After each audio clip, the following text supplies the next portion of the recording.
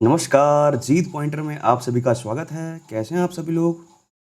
देखिए, घटना चक्र के पूर्व अवलोकन की सीरीज़ में हम पॉलिटी सब्जेक्ट कवर कर रहे हैं और इसी क्रम में हमने नया अध्याय शुरू किया था, स्थानीय स्वशासन, ठीक है? स्थानीय स्वशासन और इसकी प्रीवियस वीडियो में हमने इसकी व्याख्या देखी। आज इससे संबंधित प्रीवियस ईयर्स में आए हुए क्वेश्चंस सॉल्व करेंगे। चलिए शुरू करते हैं।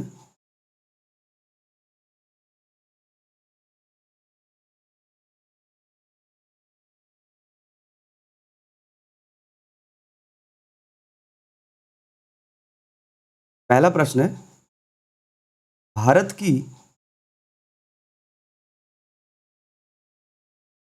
भारत की आत्मनिर्भर समाज व्यवस्था का वर्णन करते हुए किसने कहा कि भारत की ग्राम व्यवस्था छोटे-छोटे गणतंत्र है? देखिए, ये कथन जो है चार्ल्स मैटकॉफ का है। चार्ल्स मैटकॉफ का कथन है कि भारत की जो ग्राम व्यवस्था है, वो क्या है? छोटे-छोटे गणतंत्र हैं उसमें, ठीक है? ध्यान रखेंगे ये कथन किसका है? चार्ल्स मैटकॉफ का। थोड़ी व्याख्या देख लेते हैं। भारत की आत्मनिर्भर समाज व्यवस्था का वर्णन करते हुए चार्ल्स मैटकॉफ ने 1830 ईस्वी में कहा था कि भारत की ग्राम व्यवस्था छोटे-छोटे गणतंत्र हैं, जिनमें उनकी आवश्यकता का लगभग सब कुछ उपलब्ध है और वे काफ़ी हद तक किसी भी वैदेशिक संबंधों से स्वतंत्र हैं। ठीक है, आगे देखेंगे।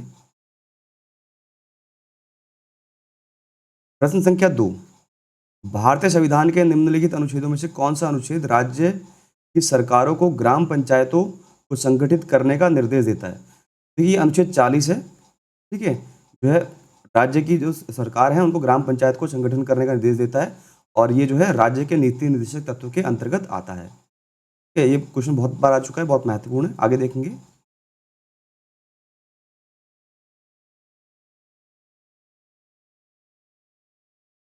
प्रश्न संख्या 3, भारतीय संविधान का अनुच्छेद 40 राज्य को सार्थक कदमों हेतु परामर्श देता है।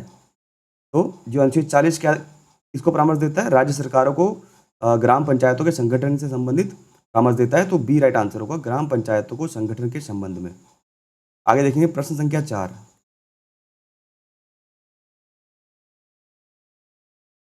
पंचायती राज को के अंतर्गत स्वशासन की इकाई के रूप में संगठित किया गया है भारतीय संविधान के 73वें संविधान संशोधन से। जो पंचायती राज व्यवस्था है वो 73 यानी 73वें संविधान संशोधन से 1992 में जोड़ा गया है। ठीक है, 11वीं अनुसूची के अंदर। ठीक है, अनुच्छेद 40 में राज्य के नीति तत्वों के तहत राज्य द्वारा ग्राम पंचायतों के संगठन की बात कही गई है। तथापि 73वें संविधान संशोधन 1992 द्वारा ही पंचायतों को संवैधानिक दर्जा प्रदान कर उन्हें स्वशासन की इकाई के रूप में संगठित किया गया है। आगे देखेंगे। प्रश्न संख्या 5, भारतीय संघात्मक व्यवस्था में तृतीय तल कब जोड़ा गया था? जो भारतीय संघात्मक व्यवस्था है उसमें बात की जा रही है कि जो तृतीय तल है वो कब जोड़ा गया? तो आपने पढ़ा होगा 73वें संविधान संशोधन और 74वां संविधान संशोधन, ठीक है? 1993 में जोड़ा गया, 1993 में। तो 1993 आंसर होगा। यहाँ पे पंचायती राज व्यवस्था है और 74वें में शहरी स्थानीय स्वशासन की बात की जा रही है, नगर पालिका, नगर निगम और नगर परिषद की, ठीक है? तो व्याख्या देख लेते हैं। भारतीय संघात्मक व्यवस्था में तृतीय तल वर्ष 1992 के 73वें और 74वें संवैधानिक संशोधन के माध्यम से 1993 में जोड़ा गया। 73वां संवैधानिक संशोधन ग्रामीण स्थानीय सरकार से संबंधित है, जिन्हें पंचायती राज संस्थानों के रूप में भी जाना जाता है। 74वां संविधान संशोधन शहरी स्थानीय सरकार से संबंधित है, जिन्हें नगर पालिका भी कहा जाता है। ये ध्यान रखेंगे, नगर पालिका भी कहा जाता है। 73वां संविधान संशोधन 24 अप्रैल 1993 से तथा 74वां संविधान संशोधन 1 जून 1993 से प्रभावी हुआ था। ध्यान रखेंगे। आगे देखेंगे।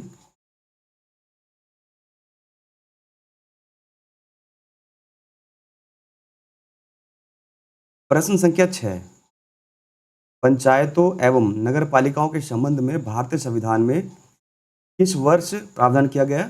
वो 1993 की बात की जा रही है, जो 73वां संविधान संशोधन और 74वें संविधान संशोधन के द्वारा जो है शहरी स्थानीय निकायों को जोड़ा गया था, जिसमें नगर पालिकाएँ आती हैं, पंचायत भी आती है 73 में। वो 1993 आंसर हुआ। आगे देखेंगे। प्रश्न संख्या 7, 73वें संविधान संशोधन कानून की वैधानिक शुरुआत किस संविधान संशोधन से बिल से हुई है? तो ये है 64वें संविधान संशोधन अधिनियम से। ठीक है, ये देखेंगे।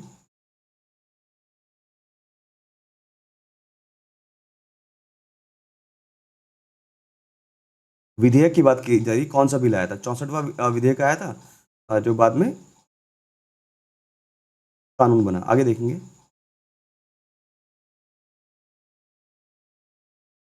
प्रश्न संख्या 8, किस संवैधानिक संशोधन के द्वारा पंचायती राज संस्थाओं को संवैधानिक स्तर प्राप्त हुआ है? यहाँ पे बोला जा रहा है कौन सी संवैधानिक संशोधन व्यवस्था थी जिसमें पंचायती राज व्यवस्थाओं को संवैधानिक स्तर प्राप्त हुआ है? तो 73वां संविधान संशोधन। 11वीं अनुसूची जुड़ी गई थी, इसके बारे में पहले ही पढ़ चुके हैं। आगे देखेंगे। प्रश्न संख्या 9, निम्नलिखित में से भारतीय संविधान का कौन सा संशोधन पंचायती राज व्यवस्था से को संवैधानिक संवैधानिक दर्जा प्राप्त प्रदान करता है? तो ये 73वें संविधान संशोधन की बात की जा रही है। आंसर होगा सी। आगे देखेंगे।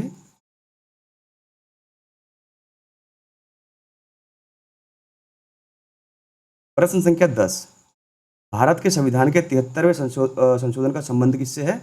पंचायती राज व्यवस्था से। प्रश्न संख्या 11, भारत के संविधान में पंचायतों तथा नगर पालिकाओं से संबद्ध 73वें और 74वें संविधान संशोधन जब हुए उसमें भारत के प्रधानमंत्री कौन थे? तो पीवी नरसिम्हा राव। 1992 की बात की जा रही है, 1992-93 की। तो उसमें प्रधानमंत्री कौन थे? पीवी नरसिम्हा राव। ये देखेंगे।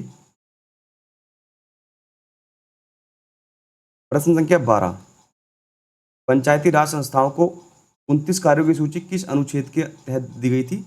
तो अनुच्छेद 243 जी के तहत। ध्यान रखेंगे, अनुच्छेद 243 जी के तहत। आगे देखेंगे। प्रश्न संख्या 13, संविधान के 73वें संशोधन से प्रावधान किया है। यहाँ पे बोला जा रहा है जो संविधान है उसके 73वें संशोधन में क्या प्रावधान किए गए? पंचायत के नियमित चुनाव कराने के लिए, महिलाओं के लिए सभी स्तरों पर सीटों के आरक्षण के लिए, राज्य वित्त आयोग की संस्तुति के अनुसार पंचायतों को फंड्स का अनिवार्य रूप से हस्तांतरण करने के लिए, और 11वीं अनुसूची में दिए विषयों के संबंध में पंचायतों को शक्ति का अनिवार्य रूप से हस्तांतरण करने के लिए। यहाँ पे ये बोला गया है, देख लेंगे ऑप्शन कौन कौन से दिए गए हैं। सभी चारों ऑप्शन राइट होंगे। ठीक है, ध्यान रखेंगे, सभी चारों। क्या देखेंगे। प्रश्न संख्या 14, संविधान के 73वें संशोधन द्वारा पंचायतों को निर्दिष्ट किए जाने वाले कार्य निम्नलिखित में वर्णित हैं। इसमें 11वीं अनुसूची में। ठीक है, आगे देखेंगे। 15, प्रश्न संख्या 15, भारतीय संविधान की 11वीं अनुसूची में पंचायतों के लिए कुल कितने विषय निर्धारित किए गए थे? 29 विषय। ये राइट आंसर हुआ। ये देखेंगे। प्रश्न संख्या 16, निम्नलिखित में से कौन सा पंचायतों की संरचना के बाबत बंद करने को अधिकृत करता है? तो राज्य का विधानमंडल। ध्यान रखेंगे, तो पंचायतों की संरचना की जो बंद करता है वो कौन है? राज्य का विधानमंडल। प्रश्न संख्या 17, पंचायत की संरचना में निम्नलिखित में से कौन सा एक सही नहीं है? किसी राज्य का विधानमंडल विधि द्वारा पंचायत की संरचना के लिए उपबंध कर सकेगा। ये बिल्कुल राइट है, आंसर है। ग्राम सभा गांव स्तर पर अपनी शक्तियों का प्रयोग करेगी। ये भी बिल्कुल सही आंसर है। प्रत्येक राज्य ग्राम, मध्य और जिला स्तर पर पंचायत का गठन करेगा। तो ये गलत है कि हर जगह त्रिस्तरीय व्यवस्था नहीं है, ग्राम और मध्य और जिला स्तर पर। ऐसे राज्य जिनकी जनसंख्या 20 लाख से अधिक नहीं है वो मध्य स्तर पर पंचायतों का गठन नहीं कर सकेंगे। ये भी सही बात है। जिस राज्य की जो है जनसंख्या 20 लाख से अधिक नहीं है वो मध्य स्तर पर पंचायत का गठन नहीं कर सकते हैं। सी राइट आंसर होगा। आगे देखेंगे।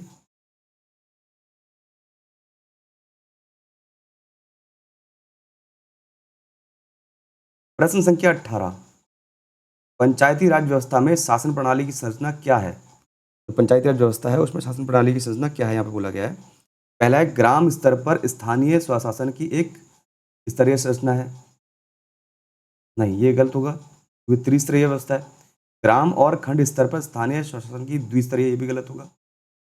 ग्राम, खंड और जिला स्तर पर स्थानीय स्वशासन की त्रिस्तरीय संरचना, सी राइट आंसर होगा। ठीक है, आगे देखिए। प्रश्न संख्या 19, वह न्यूनतम जनसंख्या कितनी है जिसके नीचे 73वें संशोधन अधिनियम के उपबंध के अनुसार मध्यवर्ती स्तर पर यानी ब्लॉक स्तर पर पंचायतें गठन नहीं की जा सकती? 20 लाख। अगर 20 लाख से अधिक जनसंख्या नहीं है तो मध्यवर्ती स्तर पर पंचायतें गठित नहीं की जा सकती। आगे देखेंगे। प्रश्न संख्या 20, भारत में प्रत्येक पंचायत का कार्यकाल किस दिनांक से 5 वर्ष का होता है? तो बोला गया है जो भारत में जो प्रत्येक पंचायत का जो कार्यकाल है किस तारीख से 5 वर्ष तक होता है? अपने प्रथम अधिवेशन के लिए निर्धारित तिथि से। पहला अधिवेशन होता है उसका, उस निर्धारित तिथि से जो है पंचायत का कार्यकाल स्टार्ट हो जाता है। तो ए राइट आंसर होगा। आगे देखेंगे।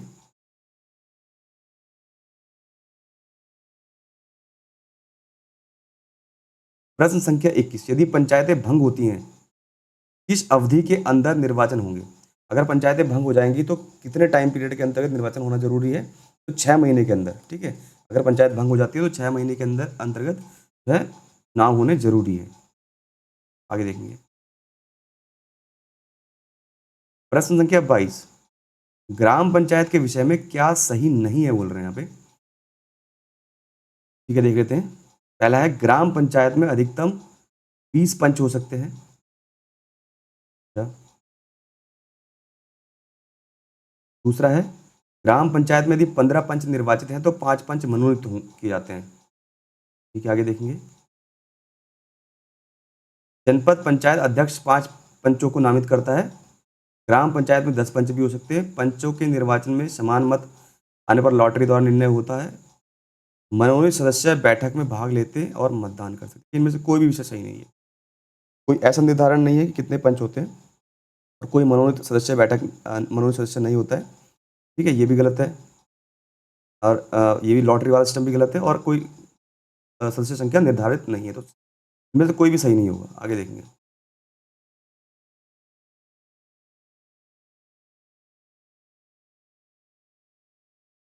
प्रश्न संख्या 23, निम्नलिखित कार्यों में से कौन सा कार्य स्थानीय स्वशासन से संबंधित नहीं है? लोग, पहला है जन स्वास्थ्य, दूसरा है स्वच्छता का प्रबंध और तीसरा जन उपयोगी सेवाएं। जन स्वास्थ्य की बात भी इसमें की जाती है, जन उपयोगी सेवाएं भी और स्वच्छता का संबंध भी, लेकिन लोक व्यवस्था का अनुरक्षण की बात नहीं की गई है इसमें। तो डी राइट आंसर होगा। ये बाकी सारे गलत होंगे। आगे देखेंगे।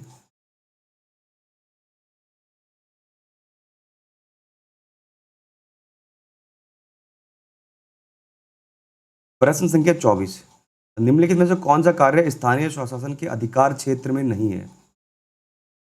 तो सार्वजनिक स्वास्थ्य है, स्वच्छता है, जन उपयोगी सेवाएं। सार्वजनिक अनुशासन का रखरखाव बिल्कुल नहीं है, तो पुलिस का काम है। डी राइट आंसर होगा। पूछा गया है कौन सा नहीं है। आगे देखेंगे।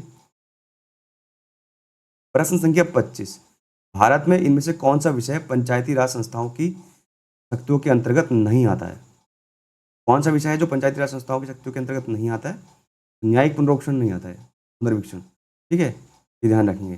भूमि सुधार का क्रियान्वयन आता है, निर्धनता निवारण कार्यक्रमों का क्रियान्वयन आता है। ठीक है, लेकिन न्यायिक पुनरीक्षण का जो है जुडिशियल रिव्यू नहीं आता है इसमें। तो बी राइट आंसर होगा। आगे देखेंगे। प्रश्न संख्या 26, देखिए यहाँ पे स्टार लिखा है, देख लेते हैं ये। ठीक है, 2005 का क्वेश्चन है। आगे देखेंगे।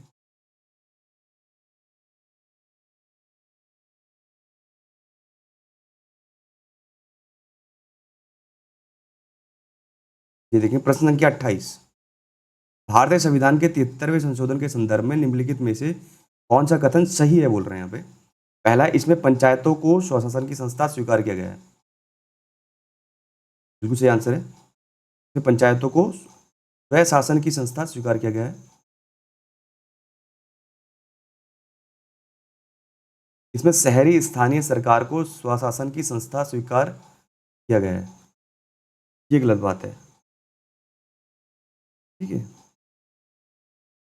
केवल एक राइट आंसर होगा। आगे देखेंगे। प्रश्न संख्या 29, पंचायत के चुनाव कराने हेतु निर्णय किसके द्वारा लिया जाता है? तो पंचायत के चुनाव करवाने उसका निर्णय कौन लेगा? चुनाव आयोग लेता है, ध्यान रखेंगे।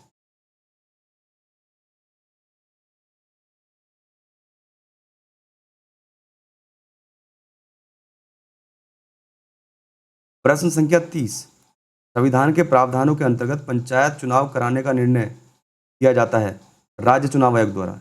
आगे देखेंगे। प्रश्न संख्या 31, पंचायत राज प्रणाली किस सूची में है? तो ये राज्य सूची का विषय है, ये देखेंगे। प्रश्न संख्या 32, पंचायती राज विषय है राज्य सूची का। आगे आगे देखेंगे। प्रश्न संख्या 33, पंचायत राज व्यवस्था का निम्न में से किसमें उल्लेख है? तो राज्य सूची में। अगला है, पंचायती राज सम्मिलित किया गया है इसमें राज्य सूची के विषय में।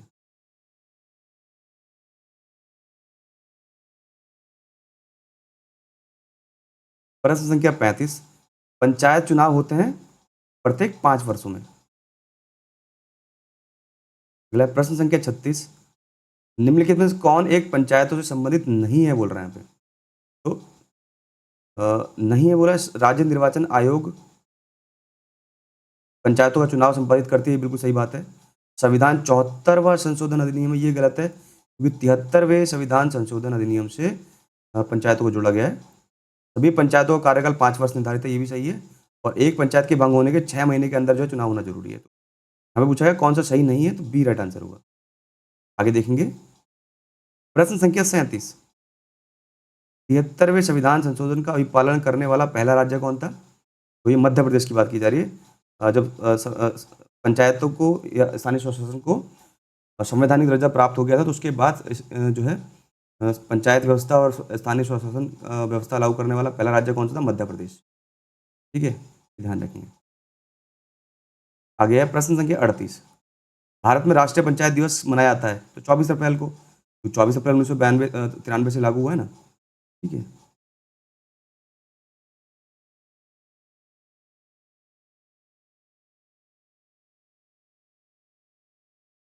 तो आज के लिए यहीं पे रखते हैं वीडियो को। धन्यवाद।